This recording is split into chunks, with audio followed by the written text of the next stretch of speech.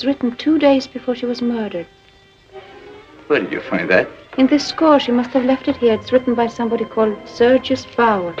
Give it to me. He said I wasn't any liquor. He said I was going out of my mind. You're not going out of your mind. You're slowly and systematically being driven out of your mind. But why? Why? Oh, that's wonderful. And you thought I was being cruel to you. Keeping people away from you. Making you a prisoner. Oh, you're the kindest man in the world. I'm sorry. I'm sorry.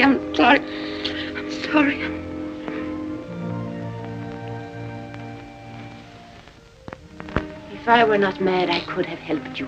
Whatever you had done, I could have pitied and protected you.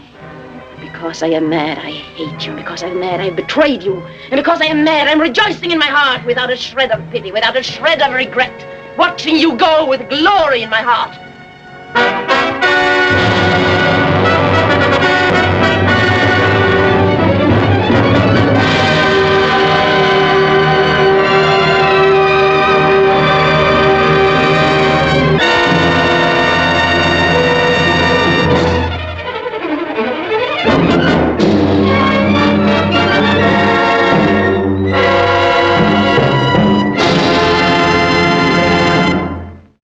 Hi, this is Celeste, and today we are doing a special report on the torture operation that is currently going on in America under the cover of COVID.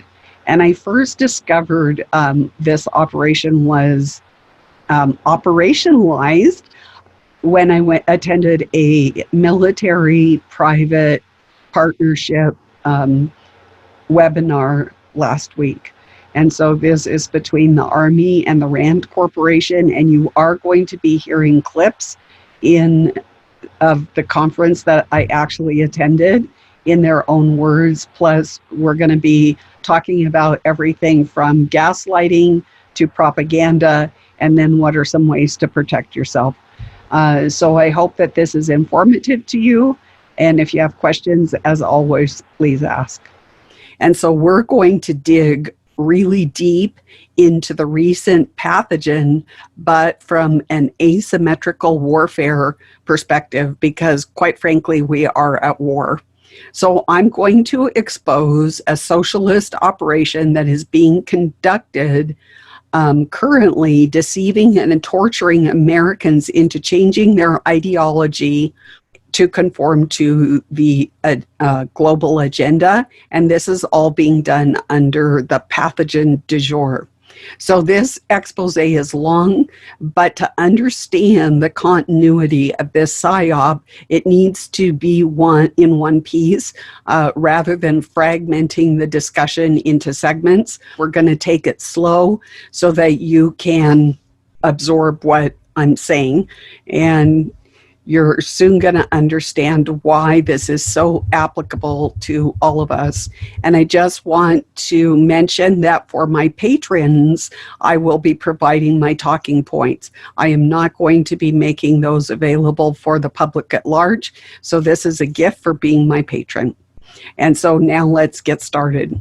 So the internet and other technologies have made it really easy to weaponize and exploit flaws and to beguile people faster and more compellingly than ever before.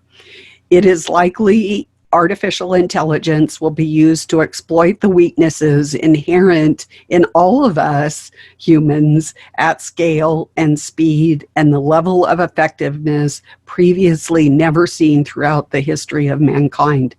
So adversaries like Russia and China and America could pursue goals for using these manipulations to subtly reshape how targets view the world around them, effectively manufacturing a new reality.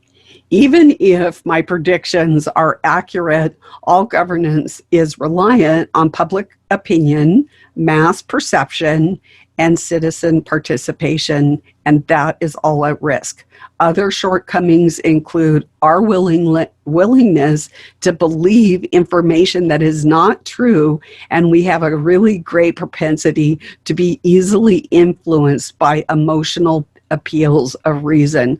We really see this with animals and animal cruelty. They really exploit that. So let's look at some of these technologies. So manufacturing reality meets modern tools. So there's big data. By 2025, some predict humans will produce about 463 exabytes each day, enough to fill 212 million DVDs. Their personal data describes individuals with frightening levels of detail, and we're going to see why that is so dangerous to all of us. With access to such data, legitimate and illegitimate data brokers, artificial intelligence can combine and match our Amazon purchases, Google searches, tweets, Facebook photos, 401k balances, credit history, Netflix viewing habits, and other online searches. There is also precision marketing and micro-targeting. Precision is the 21st century warfare. So big data can help identify which individuals are like others and which similarities matter based on status, updates, drafts, or posted videos, facial recognition, phone calls, text messages. Artificial intelligence will make this increasingly easier in the future, and a manipulator knows enough about one person to send him or her messages to provoke or inspire. Sending the same messages to similar individuals should produce similar results at scale. And I can tell you that I have been preparing for this since I attended a military conference. I believe it was either this week or last week. And already the fiery darts are coming in. So I know that I am being micro-targeted, precision micro-targeted. So there are shallow fakes, deep fakes, and social bots. And shallow fakes are created by manually doctoring images, videos, and audio. And deep fakes use artificial intelligence to superimpose images, videos, and recordings onto source files to subtly alter who is doing what. Artificial intelligence driven by social bots can carry on conversations as if it was a real person. So on the internet, you really do not know if you are actually talking to a real person. Artificial intelligence will enable a dramatic rise in the number of inauthentic people and make it harder to tell human conversations from artificial ones. Hence, all these new initiatives that are beginning for like a cyber identification. And then there's generative adversarial networks, which are basically GANs, and I will just say GANs from here on out. One of the technologies that makes deepfakes so realistic is the use of a class of machine learning systems called GANs. And these networks have two neural network models, a generator and a discriminator. And the generator takes training data and learns how to create it, while the discriminator tries to distinguish the training data from the recreated data produced by the generator. The two artificial intelligence actors play the game repeatedly, and with each iteration, they do a better job. So they are basically learning, and they're learning from us, our conversations, everything that we do. So at the moment, the GAN networks are being used to build deep fakes for fake porn videos and political satire. Their power to manipulate should worry us for several reasons. First, they can use inputs like big data and precision marketing to scale the manufacturing of content like deep fakes. Second, the competition between the generator and the discriminator in the neural networks takes place at machine speed and is accurate, much faster than we can think. Third, the same logic that underpins the GAN can be applied to other practices. And we're going to hear how easy it is to fool humans in their own words. So first, humans have lots of vulnerabilities, and it's relatively easy to get people to change their recollection or their expectations in sometimes kind of unreasonable ways by manipulating their environment and the information they receive and how it's presented. I think a crux of this write-up that we did was this idea that we all have human foibles. They're nothing new. In fact, if you go back to the 1920s, you'll find old literature on what they call the Thomas theorem, that if humans believe something's real, that can sometimes lead to them acting as if it's real in terms of its consequences. And the common day kind of concept of this is really this idea of gaslighting. So you can really change someone's perspective of the world to get them to behave in a certain way that they may not otherwise have behaved in otherwise. And I think the key here is that bad actors have started to operationalize this kind of gaslighting. So here in this clip that we just heard, we hear this word that is starting to get very familiar to us, and that's operationalize. And the definition of operationalize, it's a verb and it means to bring in to use, indicating action. So basically, these bad actors are operationalizing this kind of gaslighting. And we're going to find out about gaslighting here in just a few moments. But right now, we're going to be listening to a clip from the military and RAND about the reflexive control theory. The Soviet military developed reflexive control theory back in the 1960s, which in fact underpins much of the information efforts that you see today. And the idea of reflexive control theory is that you can change situational features to get people to make decisions that might be suboptimal for them, but they don't necessarily know it's suboptimal. So basically, the reflexive control theory is a concept of now a lot of this is in Russian, and I don't speak Russian, so I'm going to do my best, but if I slaughter a few words, please extend grace to me. The Maskrova and it encompasses multiple elements, such as camouflage, concealment, deception, misinformation, imitation, security, secrecy, feints, and diversion. The noun Maskrova is translated as mask. Now, did you get that? I mean, they are applying this under the COVID, and it is the whole principle of this PSYOP is Maskrova, which means to mask.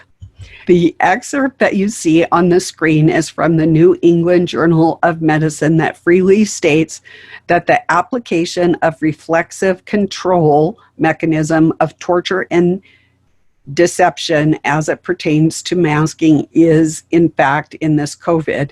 And you can see this down in it's the last sentence. In many cases, the desire for widespread masking is a reflexive reaction to anxiety over the pandemic. So that's a code word.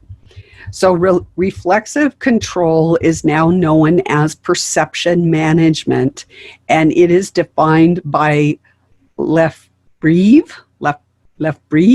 as a process by which one enemy transmits the reason or basis for making a decision to another. Or as he puts it in the title of one of his books, a Soviet concept of influencing an adversary's decision-making process. And this is happening to all of us right now. Timothy Thomas defines it as a means of conveying to a partner or an opponent specifically prepared information to incline you to voluntarily make predetermined decisions desired by the initiator of the action. The reflex within the reflexive control involves the specific process of imitating the enemy's reasoning and causing him to make a decision, get this, unfavorable to himself.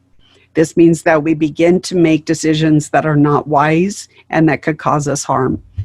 The reflex is not the reaction of the opponent. An actor seeks to create but it is the ability of an actor to imitate the opponent's thoughts or predict his behavior. A receiver will make a decision based on the idea of the situation which he has formed.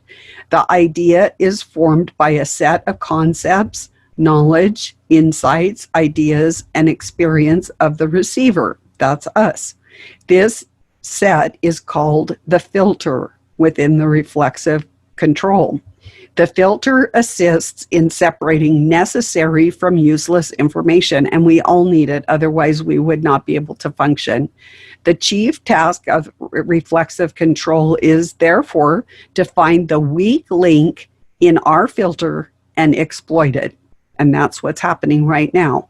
By exploiting this weak link, an actor can create a model behavior in the system of the opponent that he seeks to control.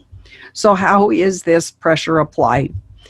By using superior forces, threats of sanctions, fees, taxes, penalties, raising the alert status, combat reconnaissance, weapon tests, such as the coronavirus testing, supporting subsurface elements by destabilizing the enemy's rear, playing up the victories like we're seeing in the news, both print and any visual that we're seeing, and showing mercy to an enemy ally that has stopped fighting.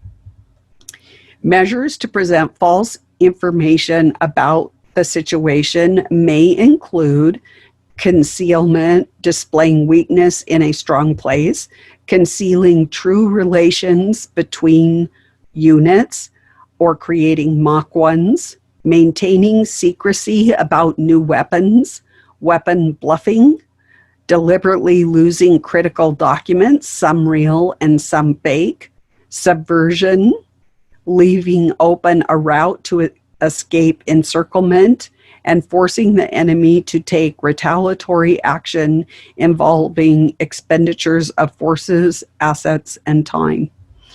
So influencing the enemy's decision-making, there is an algorithm, and this is a systematic conduct exercise and demonstrations in accordance with what the enemy already perceives as being routine modus operandi, who publishes a deliberate, distorted doctrine, striking the enemy and key figures and transmitting false background information. Deceptive information alters the decision-making time by you, and it forces you to make hasty decisions that alter your mode of routine. And so we noticed this in the coronavirus. It came on, what we perceived was to be very quickly. We were given lots of false information, and that really slowed down our thought processes. So what are the basic elements of reactive control? So there is a colonel in the Russian military, and he was an influential writer in the 1990s, and he basically made a list of the basic elements of this reactive control. Try and figure out where we are in the corona situation right now as I read this list. So there's distraction to create real or imaginary threats to the enemy's flank or rear during the preparatory stages of combat operations, forcing him to adapt his plans. Well, most of us were distracted by the holidays, and so we didn't have a plan. And we thought then when we did see it come on the screen, it was only in China. Overload of information, like the 24/7 corona briefings, frequently sent large amounts of conflicting information, and we all noticed that. Paralysis, create the perception of an unexpected threat to the vital interest or a weak spot. The vital interest was national security. Exhaustion, which is where many of us are right now, to compel the enemy to undertake useless operations such as mask wearing, forcing him to enter combat with reduced resources. And, you know, coming into our homes, most people became imprisoned in their own homes, and they were not, that was exhausting because they did not have the resources to do that. And then there's deception to force the enemy to relocate their assets in reaction to an imaginary threat during the preparatory stages of combat. So we may be forced to relocate our assets, and you need to be prepared for that. Then there's division, and that's common if you've been in this field as long as I have. Division is always a big problem. So to convince the actors to operate in opposition to coalition interests. So you've got good cop, bad cop, people that are compliant, non-compliant. This is where I believe, so the next one is where I believe we are right now with the coronavirus, the pacification. Convince the enemy that the pre-planned operational training is occurring rather than preparations for combat operations. So basically, we've been let loose, the lockdowns are ending, and now people are going back to sleep. We're pacified. We can go down the road. We might be able to get groceries, maybe not as much as we used to, but we are pacified. Next, we're going to see deterrence, creating the perception of a superiority. I think that we're beginning to see the inklings of that with all the heavy-handed law enforcement and military action for the protests. That is giving a perception that government and military is the superior force, and the protesters, whether you agree with them or not, are the minority. There's provocation, force the enemy to take action advantageous to one's own side. There is suggestion, offer information that affects the enemy legally, morally, ideologically, or in other areas.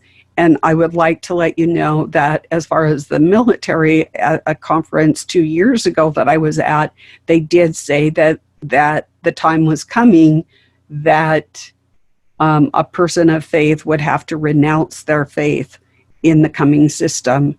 And the ideological issue is one of the reasons that I left the agencies, because they knew that what they wanted was the perception that government is God, and that anybody that did not believe in that would be imprisoned for a brief time, and if you were not re-educationable, then you would be executed. And then suggestions, offering information that affects the enemy legally, pressure, offer information that discredits the enemy's commanders and or government in the eyes of the population.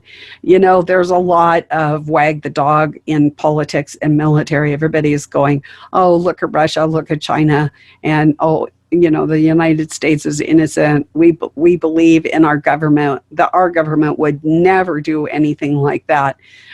So you're discrediting the other guy. Meanwhile, you're engaging in the very same behavior. So one of the most complex ways to influence a state's information resources is by the reflexive control measures against the state's decision-making processes. And I think that we're going to see that with the 2020 election. The aim is best accomplished by formulating certain information or disinformation designed to affect a specific information resource. In this context, an information resource is defined as information and transmitters of information, to include the method of technology of obtaining, conveying, gathering, accumulating, processing, storing, and exploiting that information. And also the infrastructure, which includes the information centers, the means of automating the information processes, the switchboard communications, and the data transfer networks. And then there is the programming and the mathematical means for managing information, and that comes from artificial intelligence and our algorithms. There is also the administrative and organizational bodies that manage information processes, and that might include scientific personnel, creators of databases and knowledge, as well as personnel whose service means, and once again, this is a Russian word, so I'm going to do my best, information sazia, which means information, basically, the informationization. So 2 important points to consider when analyzing intent. By definition, reflexive control occurs when the controlling organ conveys to the objective system motives and reason that cause it to reach its desired decision, the nature of which is maintained in strict secrecy. And that's why there was all this coded messaging during the coronavirus psyop. The decision itself must be made independently. A reflex itself involves the specific process of imitating the enemy's reasoning or imitating the enemy's possible behavior and causing him once again to make unfavorable decisions to himself. So those are not wise decisions. The chief task of reflexive control is to locate that weak link and in our filter and to exploit it. The controllers use that biographical data, habits, psychological deficiencies that could be used in their deception operations. And with AI, it's very easy to do. So some reflexive control methods are varied, and so they include camouflage at all levels, disinformation, encouragement, that's interesting, blackmail by force, and compromising of various officials and officers. Thus, the central focus of a reflexive control is on the less tangible element of military art rather than the objective military science. So it's like Sun Tzu's Art of War. Military experts realize the close link between advertising and reflexive control. And according to them, use sell holes, not the drill, and temptation by benefit were the 2 techniques that are recognized. There are 4 basic methods for assisting in the transfer of information to the enemy to promote control over him. And these methods serve as a checklist for all commanders at all levels. And they include, we're going to go through this, it's going to take a second here, power pressure. And so they use a superior force. And once again, I want to bring to your attention the Leos and military show of force during the current protests. Force demonstrations, psychological attacks, ultimatums, threats of sanctions, threats of risk, developed by focusing attention on irrational behavior or conduct, or delegating powers to an irresponsible person. We saw that with Hurricane Katrina, combat reconnaissance, provocative maneuvers, the provocateurs, many of which were law enforcement at many of these protests, weapon testing of all kinds, denying the enemy access to or isolating certain areas. So many of us are confined to certain areas, either to our homes, and if we want to use our First Amendment, we are driven to these little fenced off cubicles where you're really ineffective in exercising your First Amendment. Increasing the alert status of forces, forming coalitions, officially declaring war. What did the president do? He said we're at war with the invisible enemy. Limited strikes to put some forces out of action, exploiting and playing up victories, of which we saw a lot of by the president, demonstrating ruthless actions and showing mercy toward an enemy ally that has stopped fighting.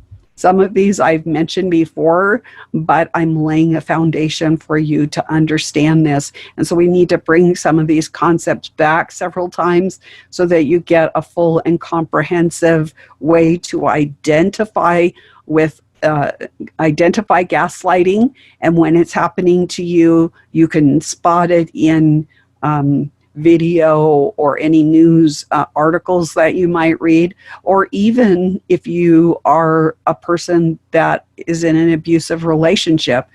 Some of these things, as we're going to see, they use the same tactics.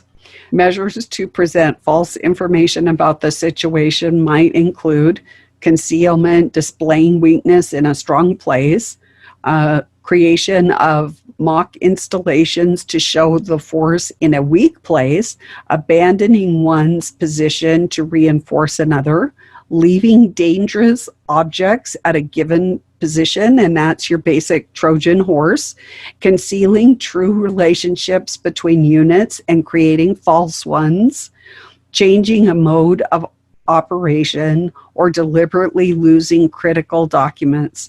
The enemy can be forced to find new target by conflict escalation and de-escalation, deliberate demonstration of a particular chain of action, striking an enemy base when the enemy is not there, such as your home or your place of work, acts of subversion and provocation, and leaving a route open for the enemy to withdraw from encirclement, and forcing the enemy to take retaliatory actions involving an expenditure of forces, assets, and time.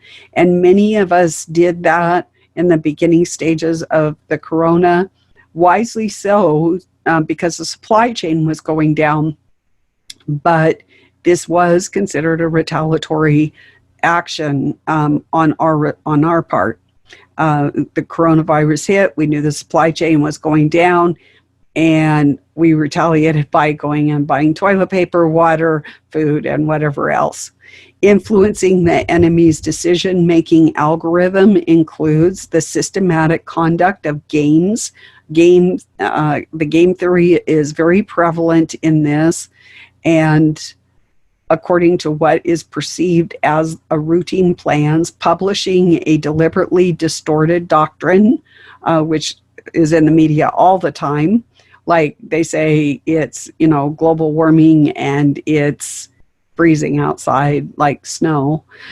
Striking control system elements and key figures, transmitting false background information, which is done all the time, even at the scientific levels where you really would not expect it. Operating in a standby mode, just let's wait.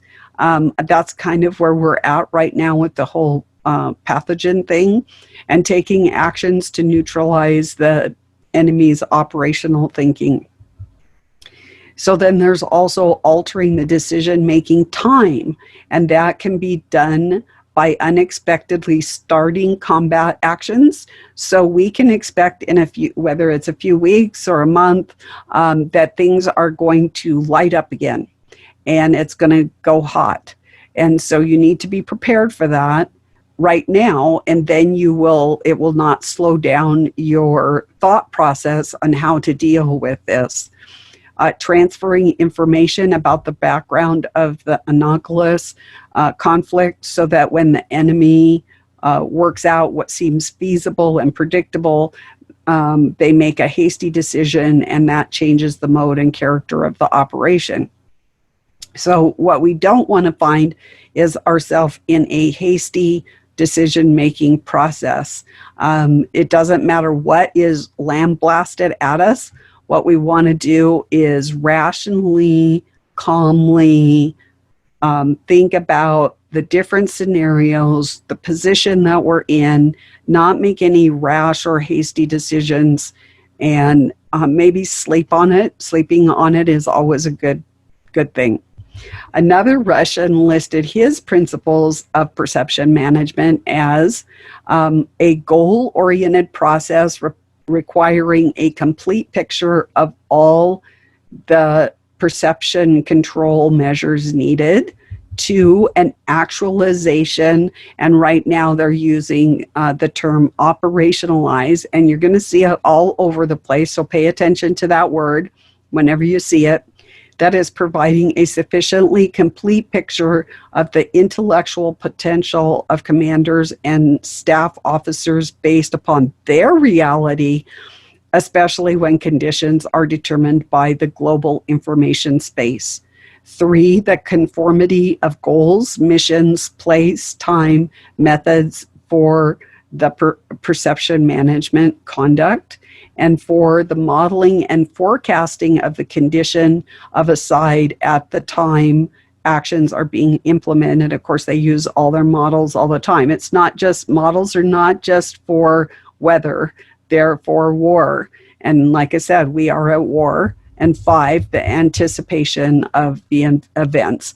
So you have to know that all these dashboards that have been cropping up, like many of you saw, like how many people are sick and with COVID and how many people died and where, that's a dashboard. And so they're watching this like a real time, like reality TV, real time. We had that. It was web EOC and emergency management.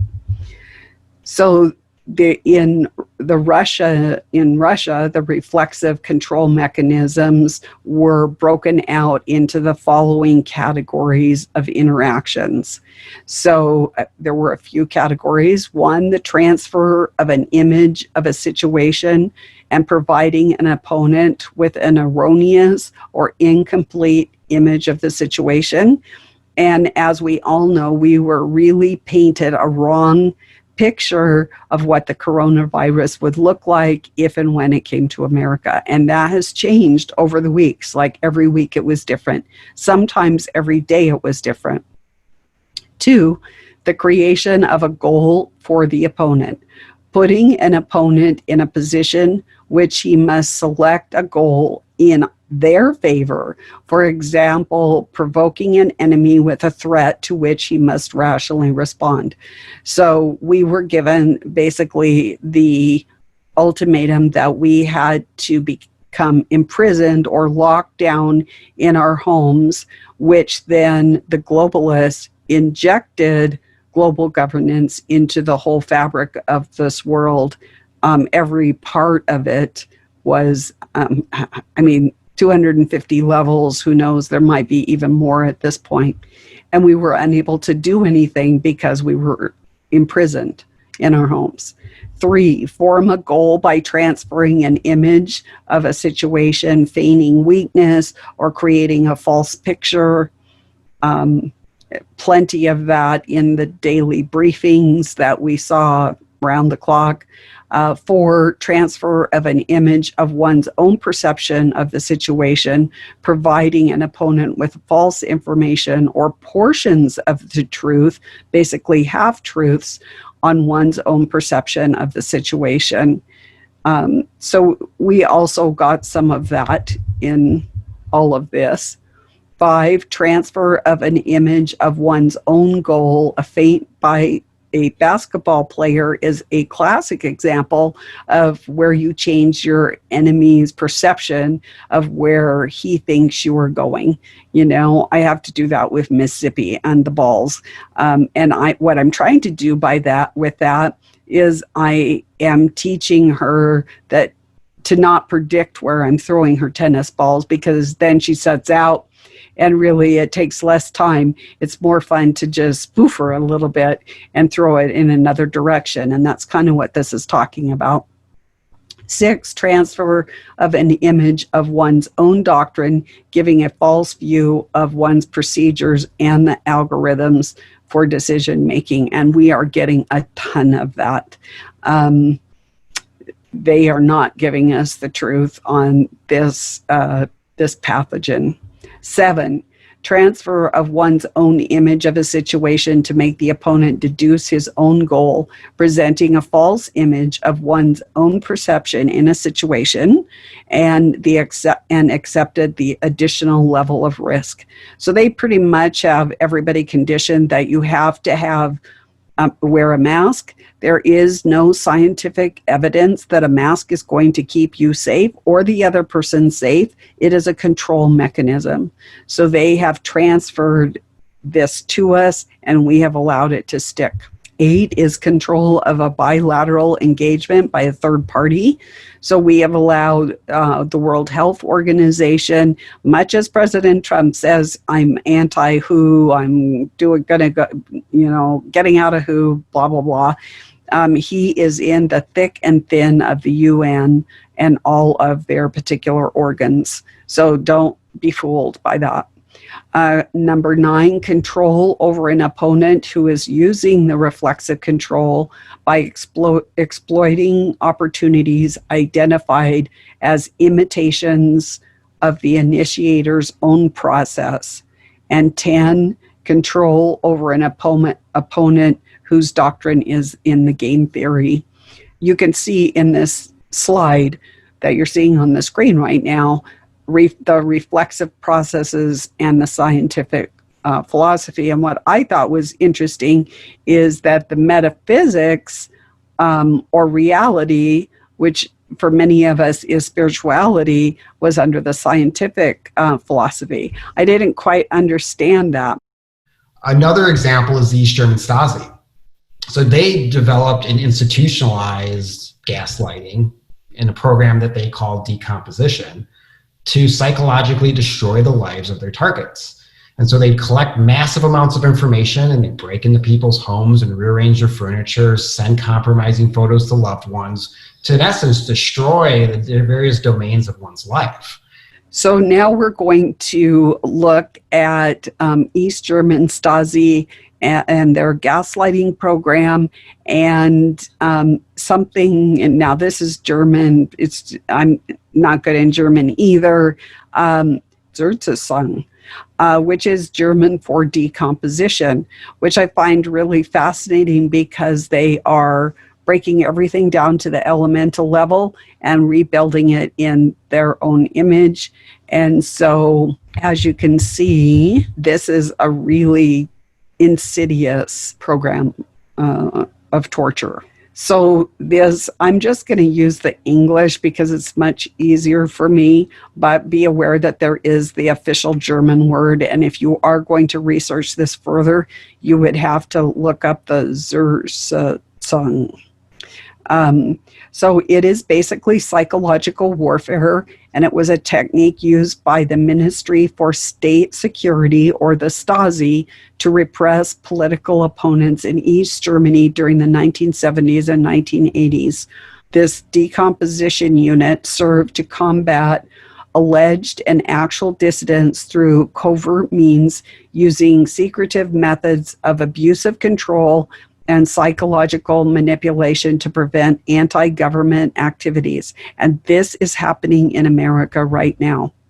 The Stasi used operational psychology and extensive network of informed collaborators, which now they just use artificial intelligence to launch personalized psychological attacks against targets to damage their mental health and lower the chances of hostile action against the state.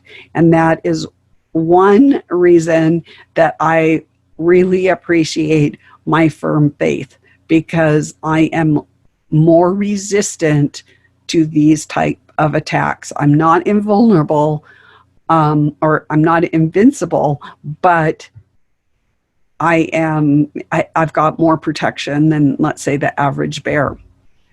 The use of deconstruction is well documented due to the Stasi files that were published after East Germany's Wende, with several thousands or up to 10,000 individuals estimated to have become victims, many of whom sustained irreversible damage. And that's important to know. So the German Democratic Republic, or East Germany, defined it in 1985 as a method of operation by the Ministry for State Security for an efficacious struggle against subversive activities, particularly in the treatment of operations. With decomposition, one can influence hostile and negative individuals across different operational political activities, especially the hostile and negative aspects of their dispositions and belief systems, so that these are abandoned and changed little by little. And if applicable, the contraindications and differences between the hostile and negative forces would be laid open, exploited, and reinforced.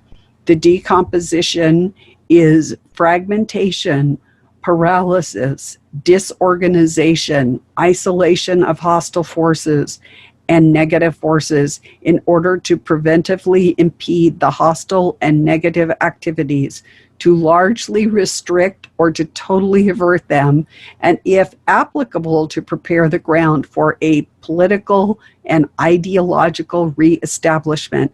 That, my friends, is what the global governance is all about.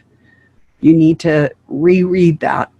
Decomposition is equally an immediate element of operational procedure and other preventative activities to impede hostile gatherings. The principal forces to execute decomposition are the unofficial collaborators. Decomposition presupposes information and significant proof of hostile activities planned, prepared, and accomplished, as well as anchor points corresponding to the measures of the decomposition. Decomposition must be produced on the basis of the root cause analysis, and in our situation, basically, it's a post-human ideology, and they want us gone. And so they have set up their decomposition for that.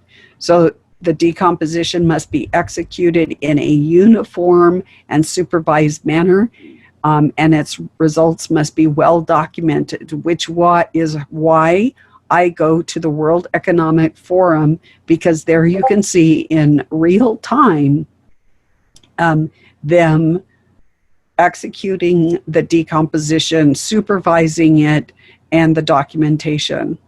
The political explosive force of decomposition heightens demands regarding the maintenance of its security. So most people, it is secret. That is by design. There's an algorithm for invisibility. If you keep 4 things normal in a person's life, you can change everything else. You can change the whole fabric of society. You can eliminate constitutions. You can destroy countries, you can destroy people, and nobody will see it. It will be invisible to them.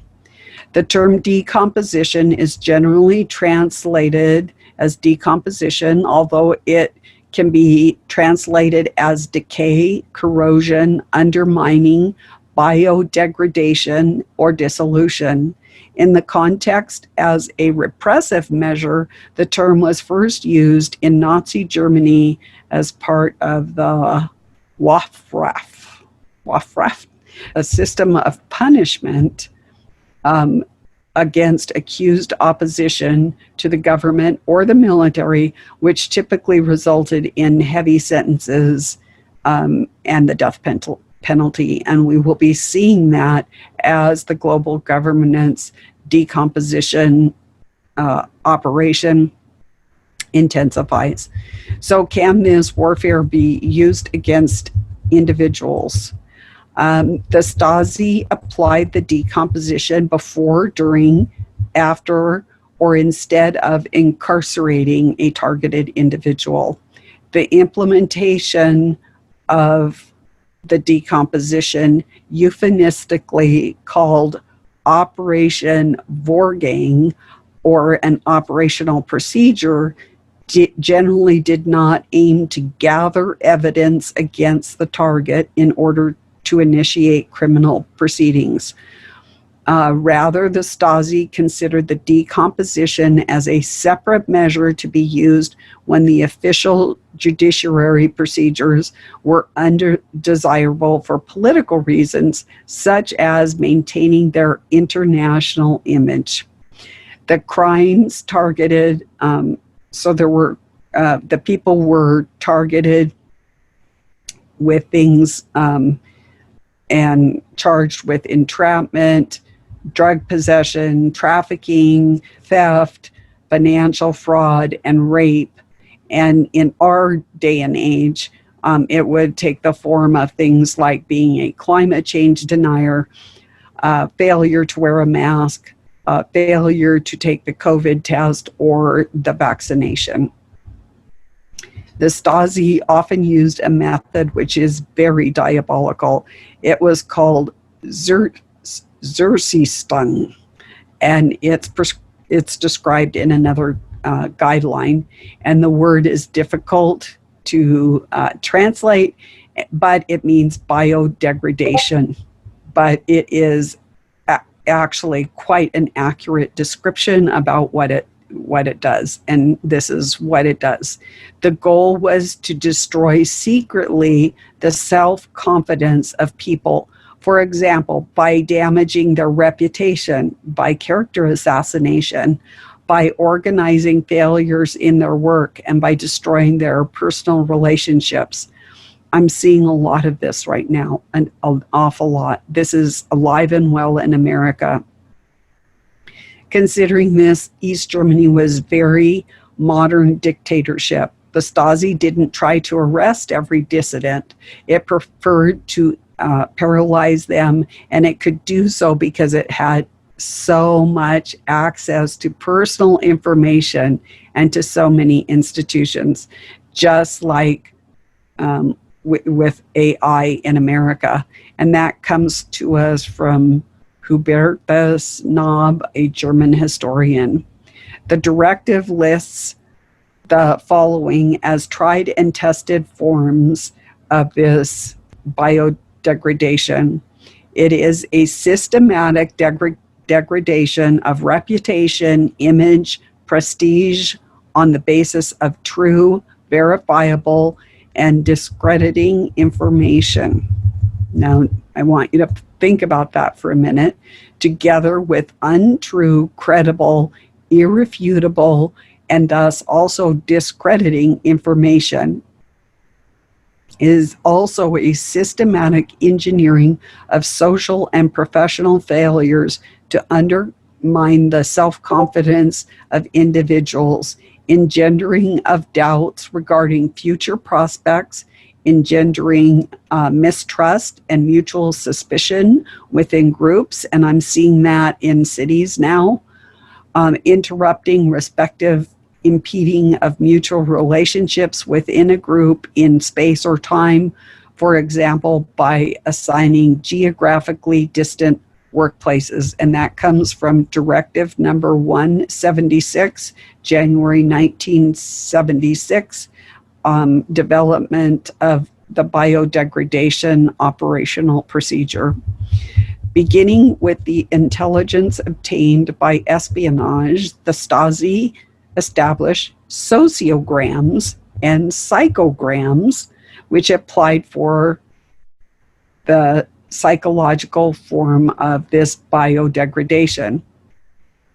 They exploited personal traits such as homosexuality, as well as supposed character weaknesses of targeted individuals. For example, a professional failure, negligence of parental duties, pornographic interests, divorces, alcoholism, dependence upon medication, criminal tendencies, passion for collections or games, contacts with circles of the extreme right, or even the veil of shame from the rumors poured out upon one's circle of acquaintances. And I can tell you that within the last month, I have had biodegradation come at me.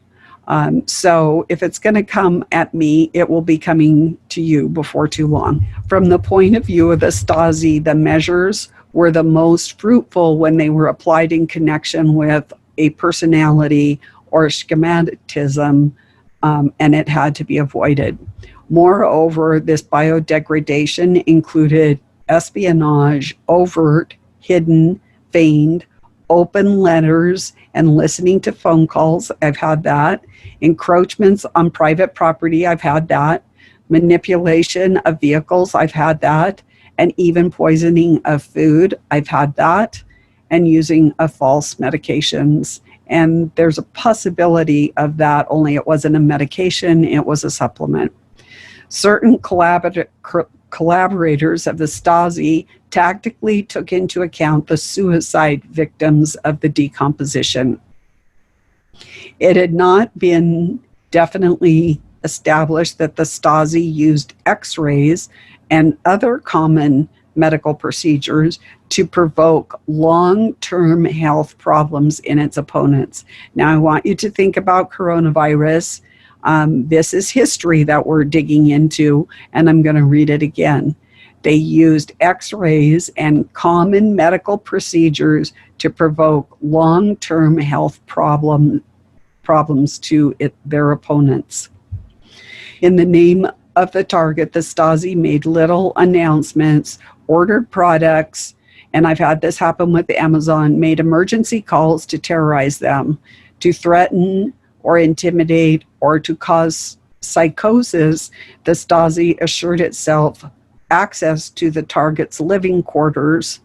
Like I said, I know that I've been violated, and left visible traces of its presence by adding, removing, and modifying objects such as the socks in one's drawer, or by altering the time on an alarm clock that was set to go off. I mean, we have to pay attention, and if something does not look right in your home, it can have a physical reason, this psyop, or it can also have a spiritual one. Now we're going to look at biodegradation against groups and social relations. So the Stasi manipulated relationships of friendship, love, marriage, and family by anonymous letters, telegrams, telephone calls, as well as compromising photos that were often altered. And in this day and age, it would have been so much easier. In this manner, parents and children were supposed to systematically become strangers to one another. I know that's the way it is in my family with my children. To provoke conflicts and extramarital relations, the Stasi put in place targeted seductions by Romeo agents. And like I said, those can be physical, they can be spiritual at this point.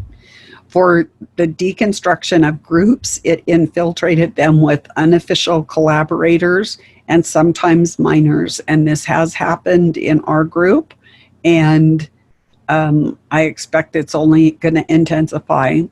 The work of opposition groups was hindered by permanent counter propositions and discord on part of the unofficial collaborators when making wise decisions. So it's really hard when you've got somebody putting out either blatantly false information or, half-truths. To sow mistrust within the group, the Stasi made believe that certain members were unofficial collaborators. Moreover, by spreading rumors and manipulated photographs, the Stasi feigned indiscretions with unofficial collaborators and placed members of targeted groups in administrative posts to make believe that this was a reward for the activity of an unofficial collaborator. They even aroused suspicions regarding certain members of the group by assigning privileges such as housing or a personal car. Moreover, the imprisonment of only certain members of the group gave birth to suspicions. And so we're seeing this in all sections of society right now, especially, do you wear a mask? Don't you wear a mask? Do you do social distancing? Do you not? So one of the methods is the sneak and peek with a warrant in the Stasi time, but in America today, there's no warrant necessary. So they just go ahead and do sneak and peek. So the tactics employed under decomposition generally involved the disruption of the victim's family or private life. This often included psychological attacks, which are a form of gaslighting. Other practices included property damage, sabotage of cars, purposely incorrect medical treatment. So be careful out there. Smear campaigns, including sending falsified, compromising photographs or documents to the victim's family, denunciation, provocation, psychological warfare, psychological subversion, wiretapping, and bugging. And as you can see by this slide, the effects of gaslighting, it is pretty comprehensive. So now we're going to listen to what Rand and the military says about gaslighting the public. This was, I think, one thing that we want to kind of emphasize here is that this was a very time-intensive and costly effort. And the internet has actually made these same types of efforts very cheap and easy to do. So gaslighting is a term that originated from a British play called Gaslight in 1938, but originally performed as Angel Street in the United States. And its 1944 film adaptation was entitled Gaslight that we saw at the beginning of this special report. The term has been used in clinical psychological literature as well as in political commentary and philosophy. Gaslighting, we need to understand gaslighting. It is a form of manipulation and abuse used to gain control over one's victims. And in America, and I would say throughout the world, we are the victims. It's often difficult to spot gaslighting as these manipulators make their victims question their own sanity. And if you've ever throughout this process since December, you might question your sanity at times. Gaslighters are domineering, but they work to present themselves as the kind, generous, intelligent, trustworthy. I mean, when they did that, the World Economic Forum did that hit piece on me, that's how they portrayed themselves, as the kind, generous, benevolent, trustworthy World Economic Forum. And I was this untrustworthy, terrible person, even though I was using their own words, their own documents, everything didn't matter. These manipulators use subtlety to their advantage. They undermine their victims, but in a way that isn't obvious or threatening. Like I said, this is done by algorithm, making it invisible. Gaslighters also deflect the victim's arguments and objections. They'll assert that the victim is just overtired or overreacting. Oh, you're just, stressed out. Remember, at the beginning of coronavirus, the first thing that both China and the United States did was to roll out a mental health framework because they said in the event of a disaster, we were mentally not able and did not have the fortitude to endure such a disaster. And so we needed the benevolent government mental health officials to help us in our time of need. So finally, these manipulators ultimately lead their victims to question everything that they ever knew. This is your whole worldview that they're getting you to question right now, on the small things to the large scale. So now we're going to take a comprehensive look at gaslighting so that we can really get a feel for what it is, what's facing us, how is it impacting our lives, and to what degree. So it is this dangerous and frightening form of manipulation, and how do they pull it off? So gaslighting is a form of stealth ambient abuse strategically employed to exploit and utilize love and dependence upon the government to ensure dominance and control. Gaslighting is the mystifying and amorphous and hence difficult to identify and diagnose, which makes it all the more sinister and damaging. False information is manufactured and deliberately presented to the victim so as to make that person doubt their memory and or perceptions. The gaslighter generally evidences cluster B pathology or cluster B traits, such as now what we're talking about is the global governance crowd, the elite, if you will. They have personality traits such as narcissism, paranoia, irrationality. So the perpetrators are adept at fostering a dependency, including dependency upon governmental systems that creates a power differential by presenting themselves as the benevolent, insightful, and generous person or entity. This establishes leverage so that the target can be managed. It also creates disorientation as conflict emerges, and all infractions are attributed to the shortcomings of the target while the gaslighter feigns innocent. The seemingly well-intentioned gaslighter may selflessly point out how the flaws of the target are responsible for instigating the disputes.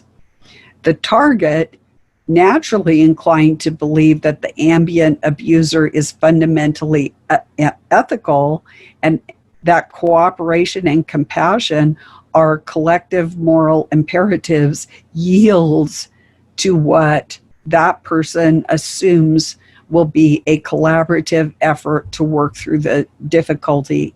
The ambient abuser capitalizes on this predisposition. So basically, we don't want to believe the government is going to act bad, that they have our self-interest at heart, that it's our fault. We are those dirty humans that deserve to be eradicated. So that's basically what is taking place. Should the target dare to question the stealth abuser's intermittent barbs and disparagement, further distortion ensues. A disorienting narrative unfolds in which the target is held liable for questioning motives and doubting the sincerity of the abuser. This scenario involves the target being convinced that in fact it is he or she who is abusive and irrational. They're trying to deflect that we are actually the abusers. You know, we are the destroyers of the environment, destroyers of the climate, responsible for CO2, that type of thing. Alternatively, the ambient abuser may initially pretend to concede or acknowledge their part so as to strategically reassure the target. And that keeps us in their sights, basically. And in due time, the ambient abuser will reaffirm the target's unreasonable misconduct, denying that he ever conceded responsibility at all. And over time, this distorted narrative ignites PTSD symptoms and Stockholm syndrome. So let's break down gaslighting and 3 keys to the success. So have you been able to wrap your mind around the concept of gaslighting yet? Because this form of manipulation is so sneaky, it can be a little complicated and it's a little hard to understand fully. So let's break it down into a few ways or a few keys to the success of understanding gaslighting. They undermine you often subtly. Gaslighters operate on subtlety. They mess with your mind in a way that is confusing and maddening, in a way that isn't always recognized as manipulation, at least not at first. They often achieve this by throwing out subtle comments like, "Oh, you must be imagining that. Oh, you didn't sleep well last night." A comment like that makes the victim feel cared for rather than manipulated.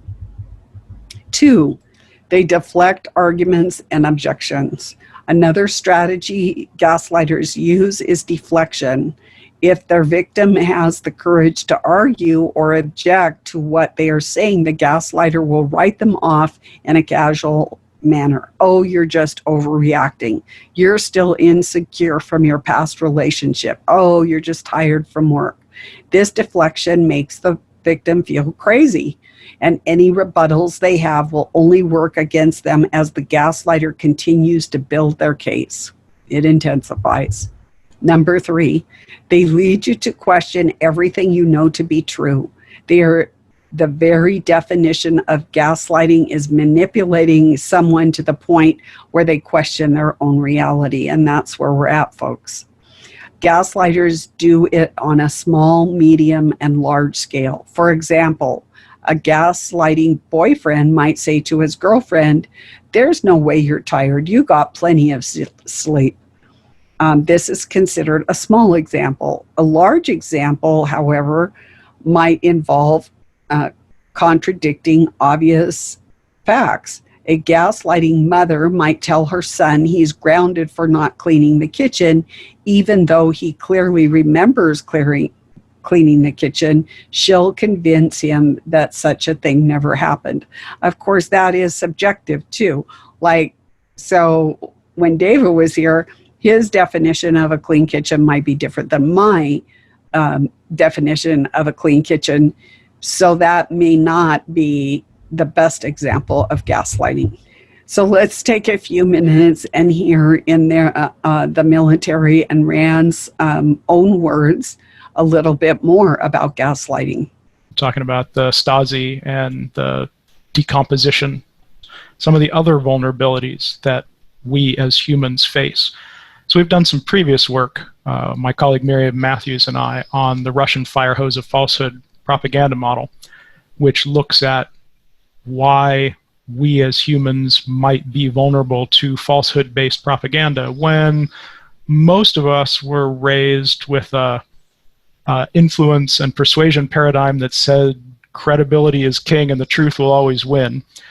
Well, fellow humans, it's not always like that. Our human story brains, based on cavemen sitting around a fire together and being able to look people in the eye and make judgments based on our experiences and people that we know personally, we haven't evolved much since then, but boy, the information environment has changed.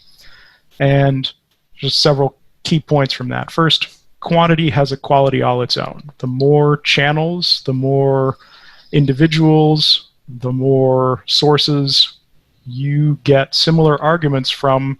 So now we're going to go into the second part of gaslighting, which is the fire hose of falsehood. Or I would say, the wasteland of wickedness. So experimental research shows that to achieve success in disseminating propaganda, the variety of sources matter. So multiple sources are more persuasive than a single source, especially if those sources contain different arguments that point to the same conclusions. That's why the messaging is the same on CNN, CBS, NBC, and ABC, because it's different. That's considered multiple sources all saying the same thing, and they are getting their talking points from the government. Receiving the same or similar message from multiple sources is more persuasive. People assume that information from multiple sources is likely to be based on different perspectives, which these days is not true, and is thus worth greater consideration. So we have to be very careful of this snare. The number and volume of sources also matter. Endorsement by a large number of users boosts the consumer trust, reliance, and confidence in the information, often with little attention paid to the credibility of those making the endorsement. You know, we have to do our due diligence. We have to do our homework. There's that old saying, follow the money, and you're going to see where the bottom line is. When the consumer interest is low, the persuasiveness of a message can depend more on the number of arguments supporting it rather than on the quality of those arguments. And so we really need to pay attention. Are we just part of the herd? Are we lemmings going off the cliff? Or are the arguments that we're hearing with what is presented to us, does it have merit? Can we research and validate it for ourselves? What matters in producing and disseminating high-volume, multi-channel propaganda? So it needs to come from a variety of sources, the number and the volume of sources, and the views of others, especially the views of those who are similar to the message of the recipient. Of course, that's easy today because like around the time of 9/11, uniform messaging to all media was mandatory. Finally, the views of others matter, especially if the message comes from a source that shares characteristics with the recipient. Communications from groups to which the recipient belongs are more likely to be perceived as credible. The same applies when the source is perceived as similar to the recipient.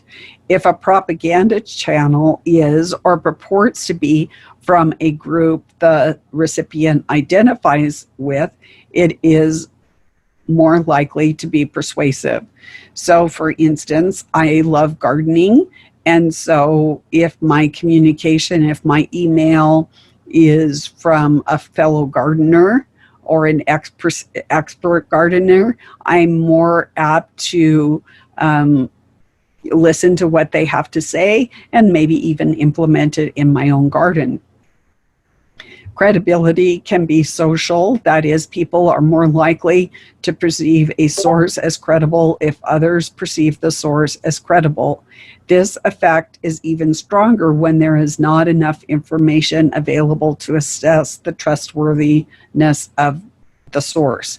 And this is one of my pet peeves, is when I go to, let's say, a new channel or a new person that I'm checking out, there's no contact information, there's no about information, there's just their, like, whatever they're saying, and I can't validate it. I can't check out who is this person, do they fit with my worldview, not fit with my worldview, and so at this point, you come to a T or a fork in the road. Basically, you either, given the limited amount of information, you either have to say this person is trustworthy in your mind or not.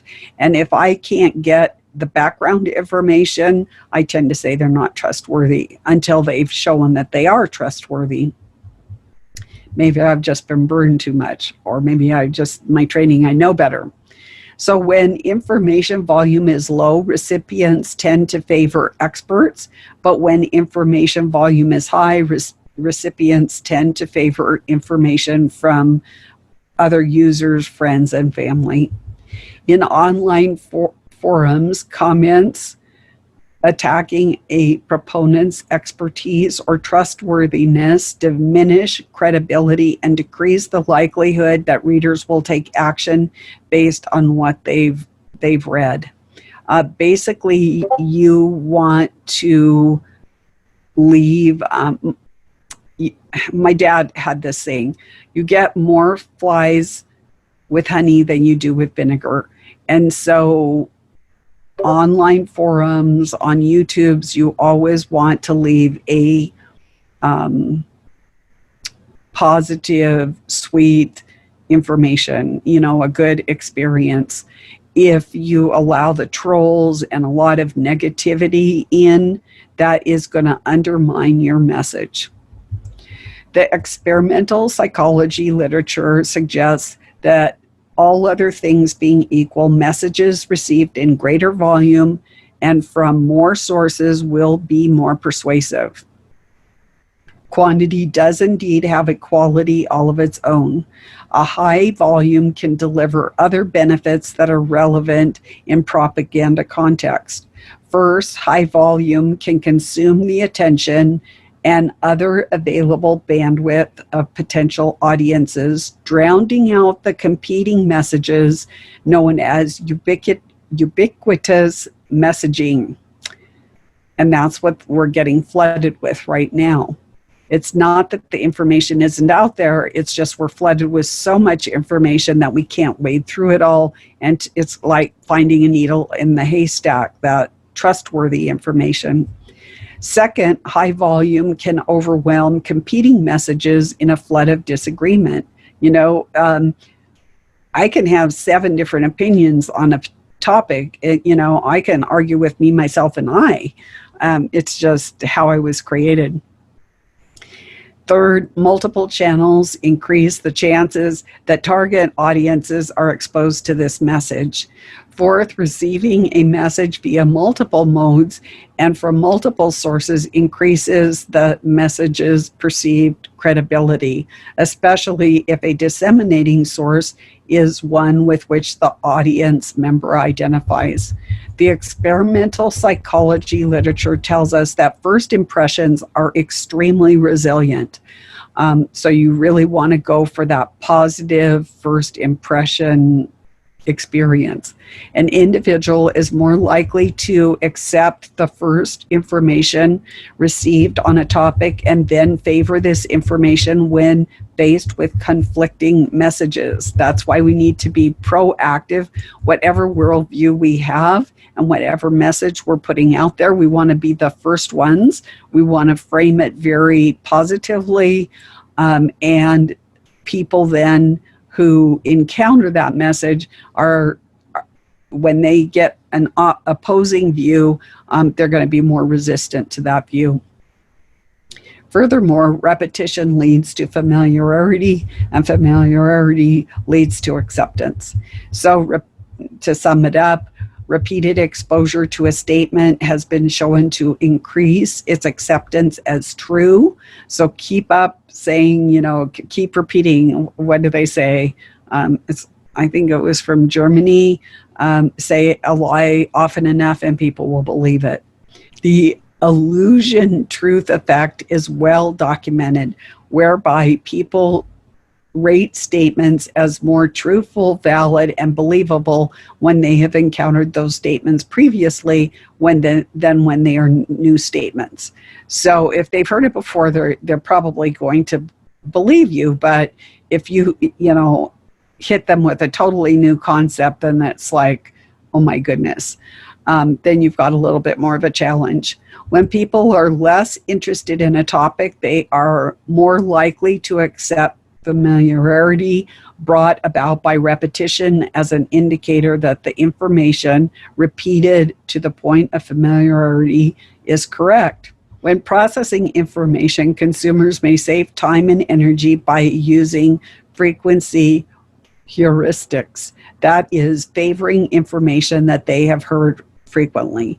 Even a preposterous story and urban legends, those who have heard them multiple times are more likely to believe that they are true. And if an individual is already familiar with an argument or a claim, or is because they've seen it before, they process it less carefully, and that's a problem, often failing to discriminate weak arguments from strong arguments. And there's also the danger of a little bit of misinformation or disinformation just slipping in to something that looks very familiar to you.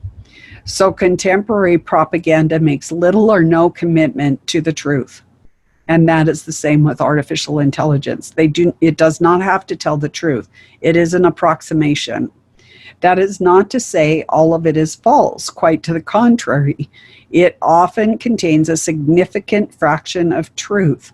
Sometimes, however, events reported in propaganda are wholly manufactured using altered photographs, hired actors, and leaked news reports, and so forth. And I can tell you one experience is the Camp David Accords did not happen at Camp David. It was all staged. It happened at the FEMA Training Center. So that's a little inside news for you. In addition to manufacturing information, propagandists often manufacture sources, such as news channels are more like a blend of infotainment and disinformation than fact-check journalism, though their formats intentionally take the appearance of proper news programs. News channels and other forms of media also misquote credible sources or cite more credible source as the origin of a selected falsehood. They also use sound bites, another pet peeve. Why might this disinformation be effective? First, people are often cognitively lazy, and we're all guilty of it. Due to the information overload, especially on the internet, they use a number of different heuristics and shortcuts to determine whether a new information is trustworthy. And second, people are often poor at discriminating true information from false information or remembering that they have done so previously. And so there was a couple examples in literature. In a phenomenon known as the sleeper effect, low credibility sources manifest greater persuasive impact with the passage of time. While some people make initial assessments of the credibility of a source, in remembering information is often disassociated from its source. Thus, information from a questionable source may be remembered as true with the source forgotten. And I'm guilty of that all the time. I can remember the information, but I can't remember. I might remember the journal, but I might not remember the author's name. Information that is initially assumed valid, but is later retracted or proven false, can continue to shape people's memory and influence their reasoning. This is done all the time. There are so many retractions and nobody pays attention to the retractions. It's the first occurrence. It's their first experience with it. And so they go with it, whether it's true or whether it's false. Even when people are aware that some sources, such as a political campaign rhetoric, have the potential to contain misinformation, they still show a poor ability to discriminate between the information that is false and the information that is correct. So there are familiar themes and messages that can be appealing even if these themes and messages are false. Information that connects with group identities and familiar narratives, or that arouse emotions, such as I mentioned, the pets, abused pets, can be particularly persuasive. The literature describes the effects of this approach. Someone is more likely to accept information when it is consistent with other messages that the person believes to be true. People suffer from confirmation bias. They view news and opinions that confirm their existing beliefs as more credible than other news and opinions, regardless of the quality of the argument. Someone who is already misinformed, that is, believes something that is not true, is less likely to accept evidence that goes against those misinformed beliefs. So if you've believe that if you believe that the sky is purple and you get information that it's not purple, you're going to stick with the purple sky. People whose peer group is affected by an event are much more likely to accept conspiracy theories about that event, whether it's Bigfoot, UFOs, whatever. Stories or accounts that create emotional arousal in the recipient, whether that's disgust, fear, happiness, are much more likely to be passed on, whether they are true or not. That is why the popularity of those dog and cat videos on YouTube that go viral, and your important message does not go viral. So false statements are more likely to be accepted if backed by evidence, even if that evidence is false. The presence of evidence can override the effects of source credibility on perceived veracity of statements. And in courtroom simulations, witnesses who provide more details, even trivial details, are judged more credible. So how does propaganda undercut perceptions of reality? So basically, people are poor judges of truth versus false information, and they do not necessarily remember that particular information was false. Information overload leads people to take shortcuts in determining the trustworthiness of messages, and that's because we have a short-term and a long-term memory bank, and our short-term gets really cluttered really fast. So if we're on overload, not everything gets in there. It's just like if your hard drive is full. Familiar themes or messages can be appealing even if they are false. Statements are more likely to be accepted if backed by evidence, even if that evidence is false. And peripheral cues, such as the appearance of objectivity, can increase the credibility of the propaganda. And I'll give you one in the trenches. So I was a lobbyist, a small agricultural lobbyist on my own dime. I was not paid for that. And when I went to the Capitol, I would dress in a business suit. And because I dressed in a business suit, I was given a reasonable time with both sides of the aisle, and I was able to present my case. Of course, I did have a nice presentation and it was succinct, but if I would have come in jeans and a t-shirt and a flannel jacket, I wouldn't have gotten the time of day. I would have been able to meet with the legislative assistant, and that is all the respect that I would have got. So you need to, if you want to get your message across to a particular population and be persuasive in your messaging, you want to dress appropriately for the audience that you are going to be speaking to. And it's also a sign of the respect that you are extending to your audience too.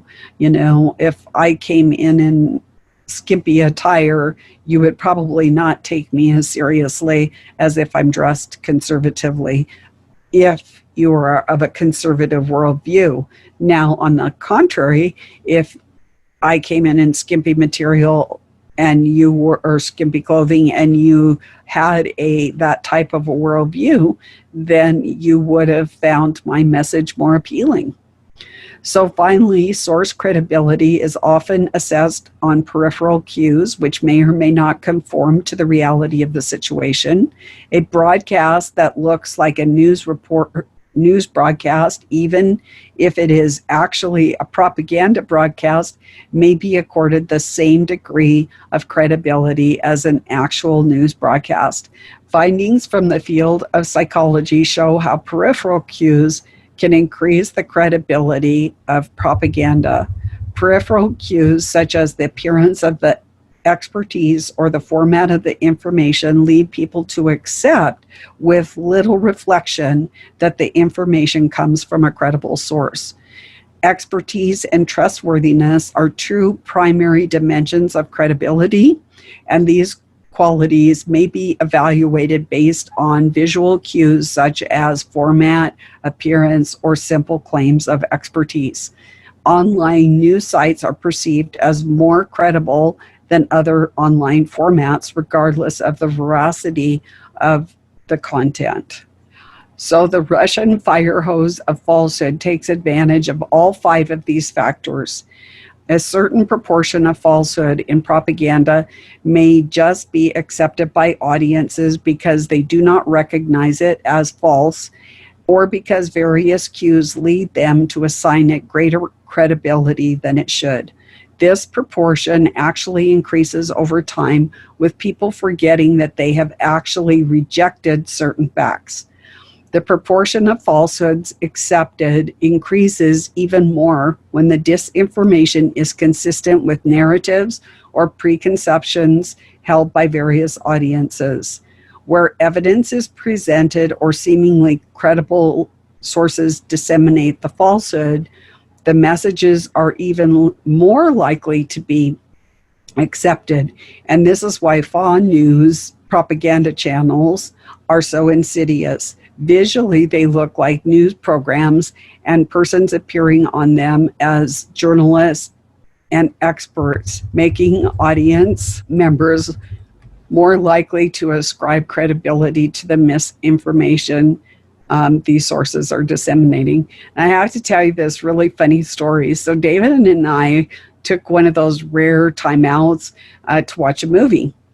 And it was set in Australia, and we thought actually that it was like a documentary about going into the sewer system in Australia. It must have been a city in Australia, and people were disappearing.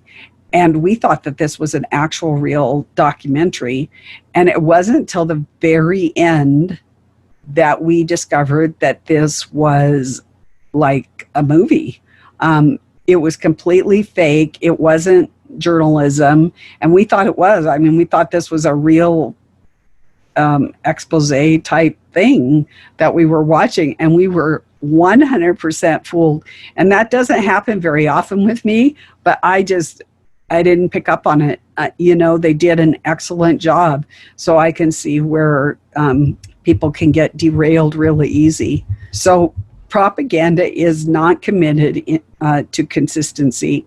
So the final distinctive characteristic of propaganda is that it is not committed to consistency.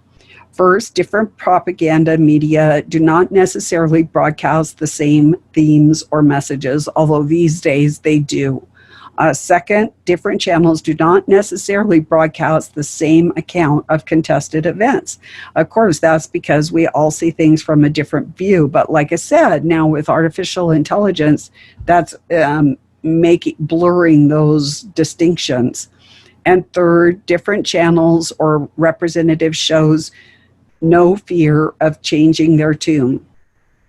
If one falsehood or misrepresentation is exposed or not well received, the propagandist will discard it and move on to a new, though not necessarily plausible, explanation.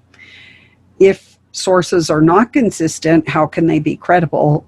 If they are not credible, how can they be influential? And research suggests that inconsistency can have deleterious effects on persuasion. For example, when recipients make an effort to scrutinize inconsistent messages from the same source. It's kind of like many of you hunting for the coding in the Corona president briefings. However, the literature in experimental psychology also shows that audiences can overlook the contradictions under certain circumstances. So contradictions can prompt a desire to understand, why is there a shift in this opinion or this message that just occurred? When a seemingly strong argument for a shift is provided or assumed, more thought is given or more information is obtained, the new message can have a greater persuasive impact. And when the source appears to have considered different perspectives, let's say consumer attitudes, then the confidence is greater.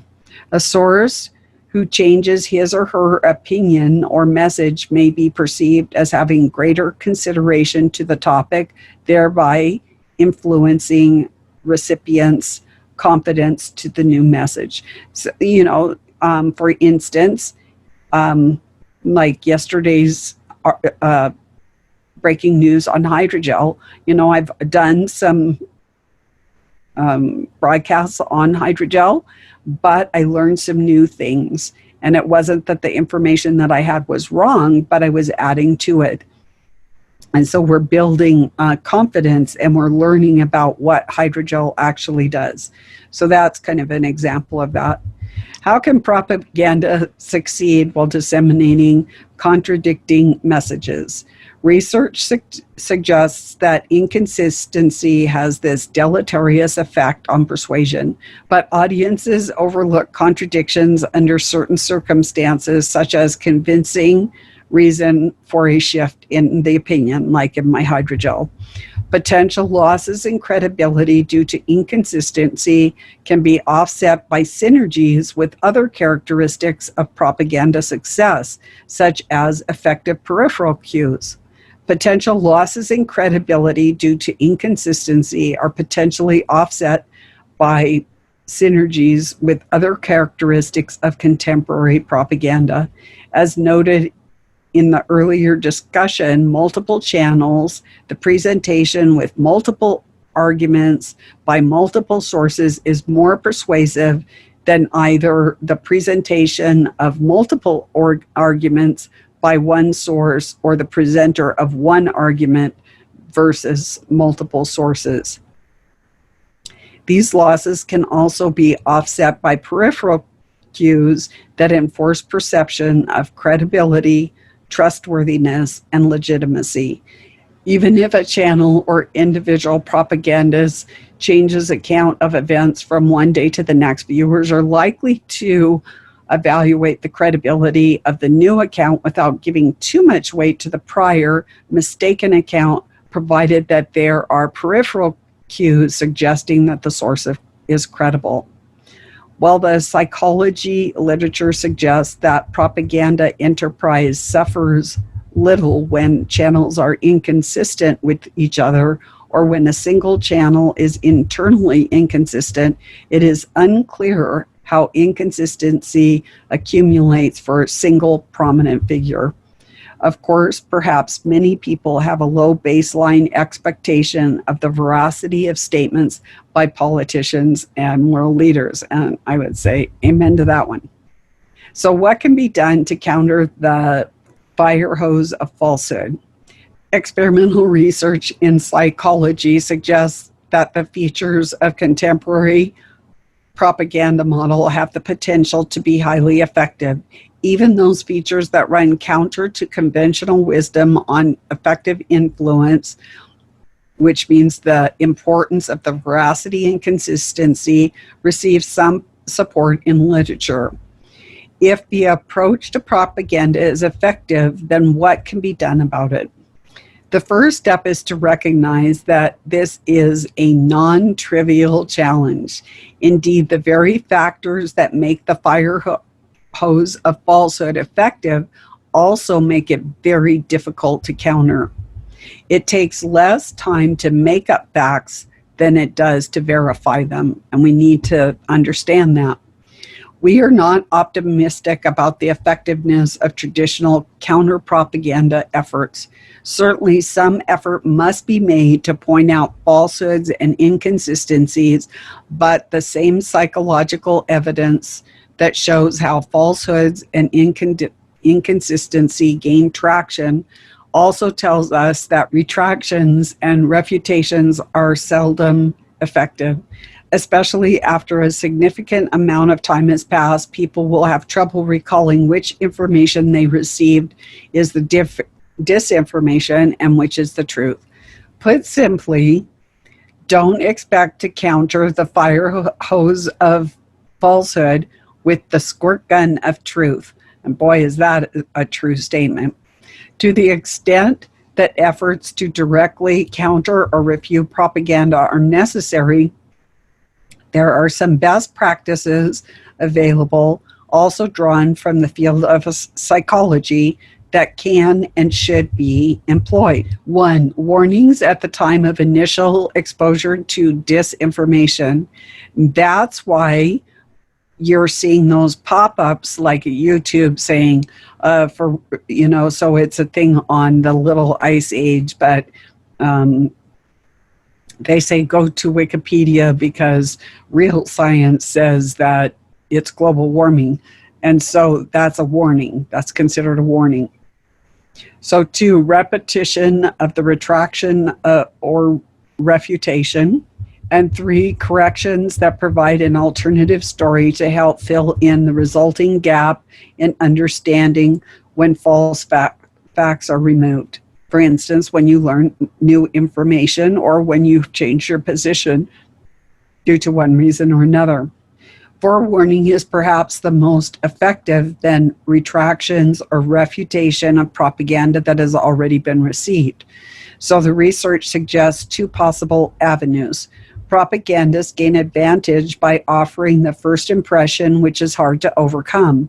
If, however, potential audiences have already become primed with correct information, then the disinformation finds itself in the same role as a retraction or refutation, disadvantaged relative to what is already known. When people resist persuasion or influence, the act reinforces their pre-existing beliefs. It may be more productive to highlight the ways in which propagandists attempt to manipulate audiences rather than fighting the specific manipulations. In practice, getting in front of misinformation and raising awareness of misinformation might involve more robust and more widely publicized efforts to out it could take the form of sanctions, fines, or other barriers against the practice of propaganda under the guise of journalism.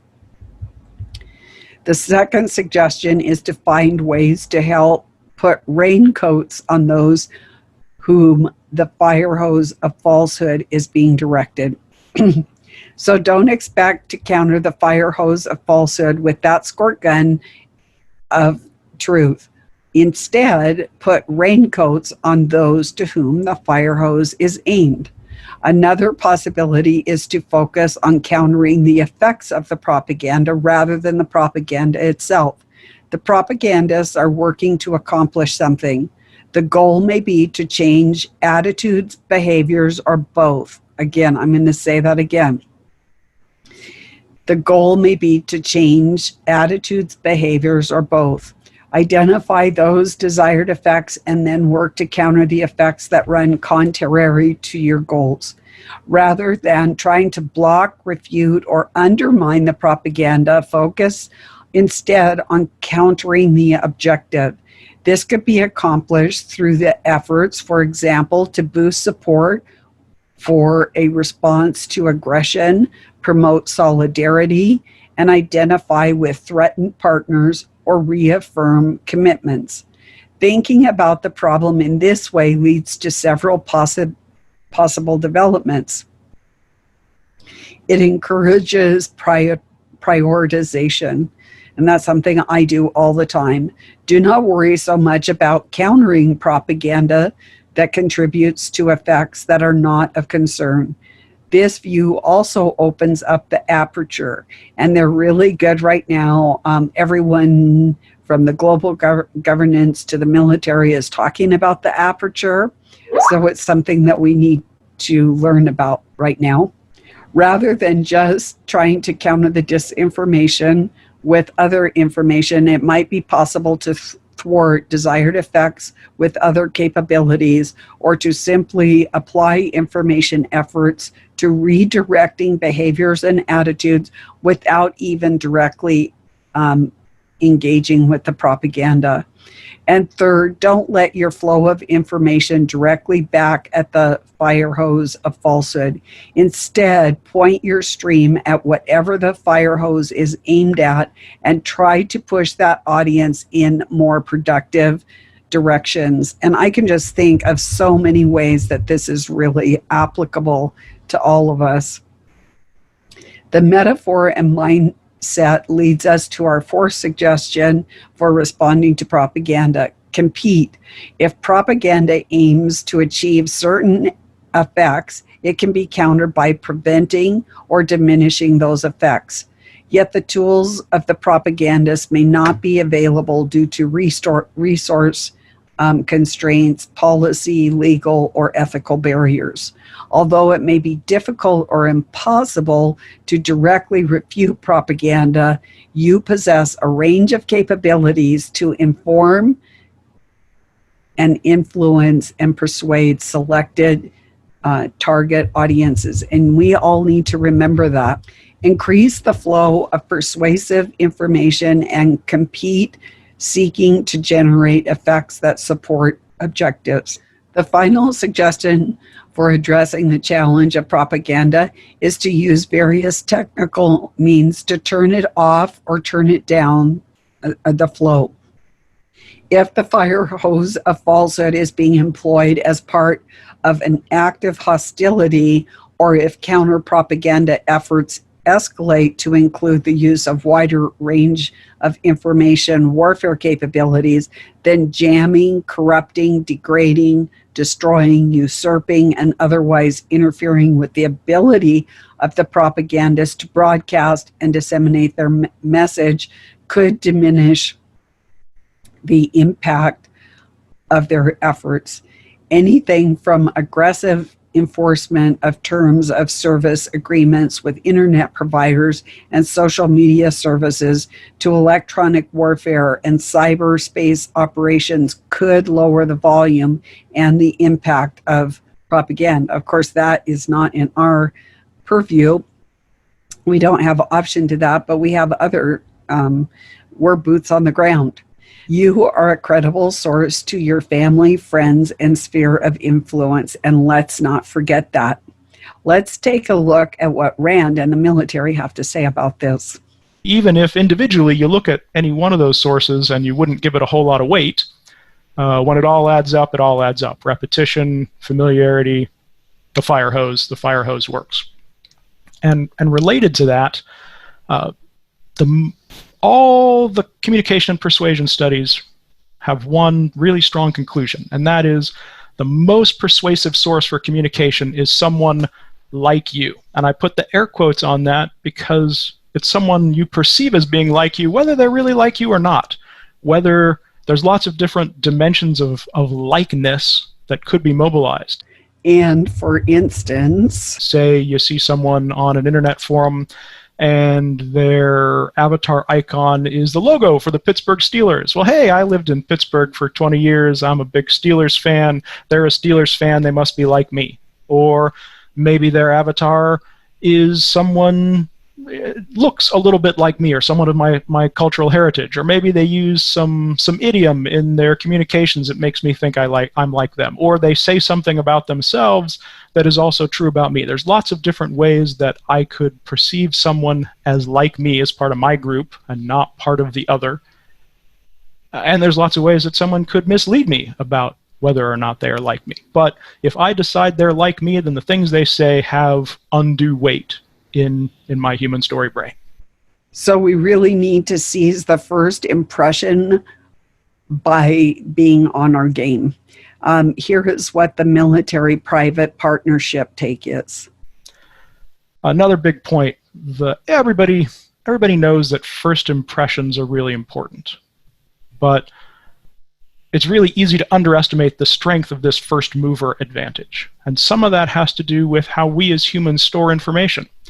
When I am presented with a factoid, and that's the word I'll use for something that is presented as fact but may or may not be, I make a snap adjudication. I say, I accept that factoid. And then I don't take that factoid and go to my mental Rolodex or filing cabinet and open up a drawer and store it carefully on a single card.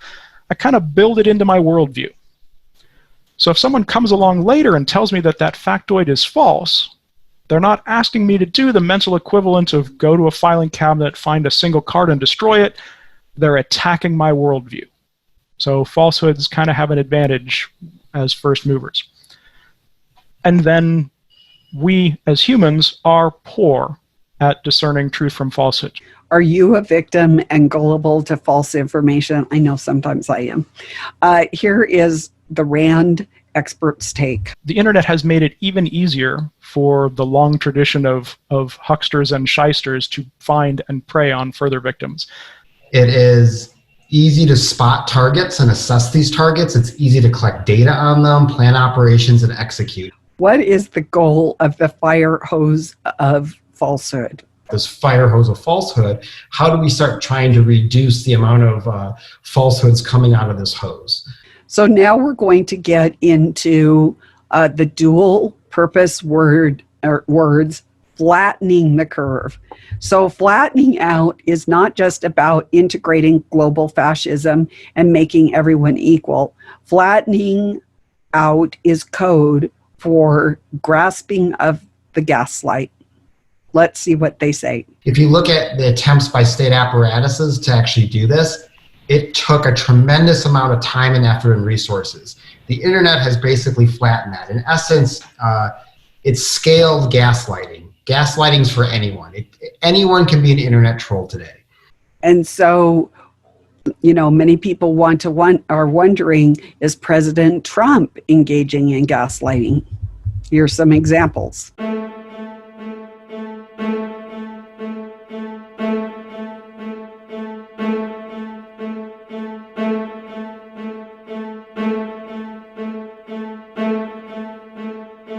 So flattening out in PSYOPs injects a self-loathing. Basically, it is a flattening out emotion, feeling like every cell in your body is being sucked out, or that you have found yourself in a black hole. And many of us are feeling this way these days. This is done by design. So the gaslighting of America has begun, and we must understand our power, my friends. Businesses and government understand. So the crisis has already taught us very much. It has schooled us in the power of scalability, a concept every big business in the United States has mastered, and yet many of us personally have not mastered it. Consider selling your great idea to someone else. It is like being put in a Shark Tank. Nobody will buy your idea unless it is persuasive and it is trendy. With scalability comes great power. We have seen that power in action over the last month. Simply staying in our homes, we have collectively, supposedly, lowered the death rate of the projected 2.2 million American deaths to 63,000 confirmed deaths. To come out of this collective trauma as a better people and as a better country, we must fully understand that same power and use it against the great forces that are manipulating and that are assembled against us. So here we are, all of us, friends. There is a big divide between us that has widened so deeply. And so here's my call, that we work together to become responsible. And when a behavior, an idea, or a product spreads and goes viral, a market is created and the inevitable market opportunity emerges. Market opportunity is business speak for the chance to make some money, branding with products, services, and behaviors that make the world a better place. And we can make the world a better place when we oppose propaganda and we act on our worldview, not by what we're being told, but what we know to be the truth. So what is your next act? And what is your next act for America? And how do we, as a country, look inside and find the truth to reemerge and create a wildly fantastic new chapter that reflects each one of us? Our new behaviors, rhythms, and spending habits will multiply, and it will scale up, and it will go viral. We just live in that day and time, and we will harness our new understanding of how all this works and do some good in this broken world. So how is AI playing its part in targeting? Let's find out.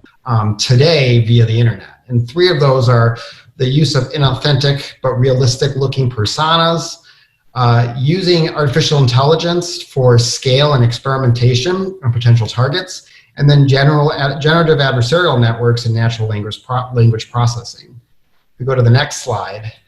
Artificial intelligence, I think, is perhaps the area that is this like amorphous term, but it really does have implications depending on how you look at it. And here is some food for thought.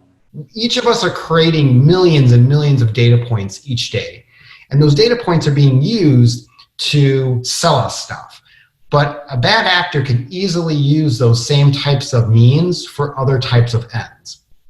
And we argue that artificial intelligence has become increasingly easy for bad actors to leverage. And it's not just in terms of figuring out potential targets, in terms of spotting and assessing those targets, but it's also in terms of feeding information on how you can best figure out how to manipulate and change the reality and perceptions of a potential target. Targeting today, it's really important to remember, requires no manpower and no money. I can't tell you the amount of people that say, well, there's not enough police to do enforcement, but they don't need police anymore. They have a synthetic omnipresence. They've got the nanoparticles, they got direct energy weapons. They don't need a policeman to round all of us up.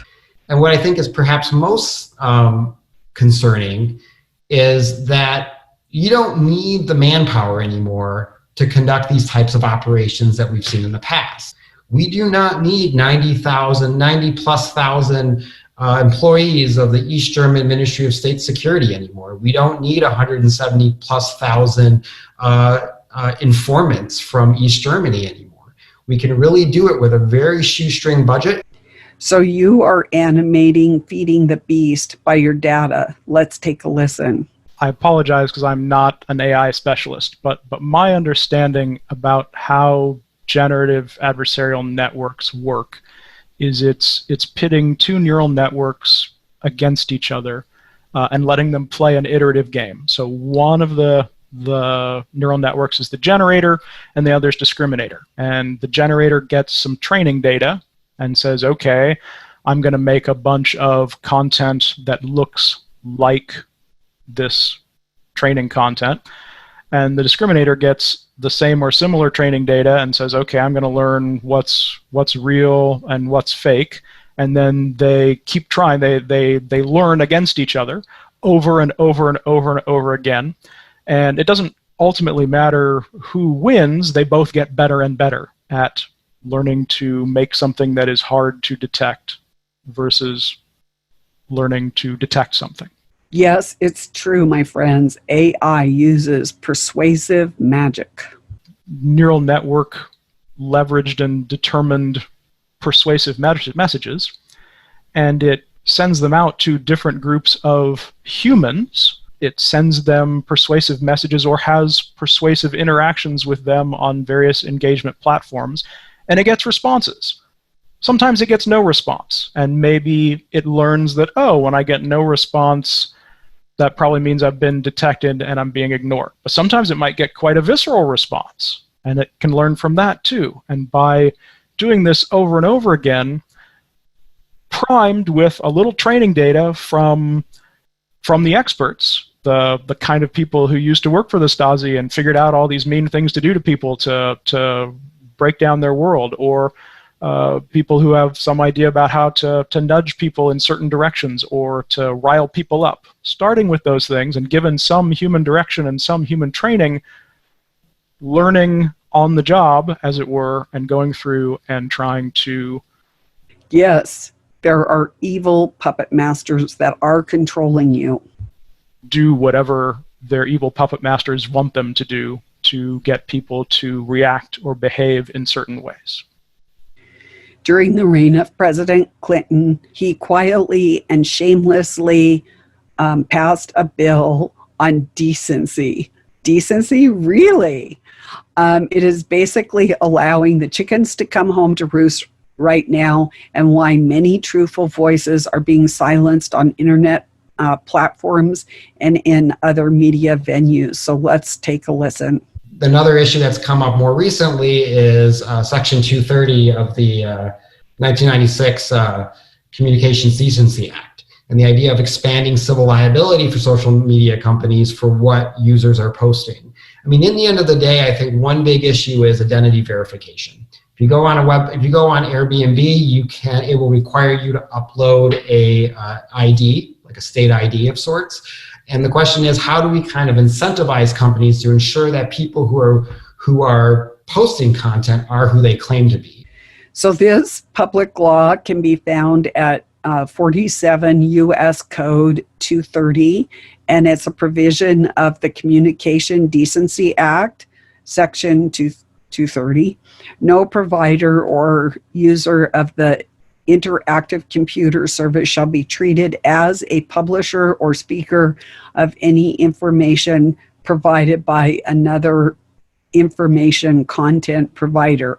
And that's, my friends, why they are cracking down on us, specifically the section for protection for Good Samaritan, blocking and screening of offensive material. This is the particular crux in the ointment, so to speak. And it has to do with the treatment of a publisher or a speaker. And if you get the show notes as a patron, you can go into it in depth, or you can look it up online. So who do you trust and distrust? Let's take a look what the military says. I don't know if you trust them or distrust them. There's just this exhaustion where it's not worth it anymore to take the mental calculation to figure out truth from fact or truth from falsehood. And so I think that's kind of the biggest risk that I see, is that these assurance structures that we've spent hundreds of years developing that really kind of guide the patterns of the vicissitudes of our life. What happens when we're so exhausted and we're so distrustful that they slowly erode? And I think that's going to be a concern. So there's also defending against manipulation.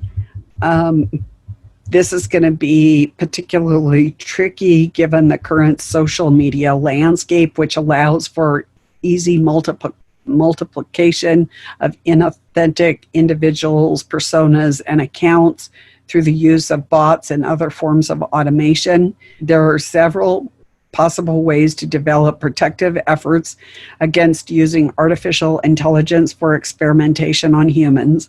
Government regulation is one. I'm not a big proponent of that. This is why we are seeing the taxes. If you want to get the show notes, it goes into how taxing the social media users is one way to prevent this fake personas or artificial AI social bots. So also social media providers could take steps to limit multiple or inauthentic accounts on their own initiative, but not highly likely, because most of them don't have our particular worldview.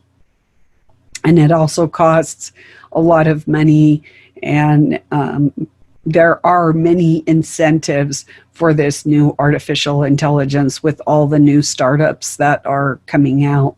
It is these distribution channels that will become our first line of defense with the weaponization of our reality. Unfortunately, the current incentive structure leaves little impetus for social media firms to take steps, as the nature of ad revenues reward is larger than the active accounts, whether or not they are managed by real people or through automation. However, one could imagine users who value interacting with authentic persons rewarding social media companies that take steps to ensure the authenticity of the accounts of their business and traffic. Authenticity could become a value brand attribute for some social media platforms and be incentivized by you and me, the customers. So anyway, this is a look at the gaslighting, torture, and propaganda that has been foisted on us by global governance.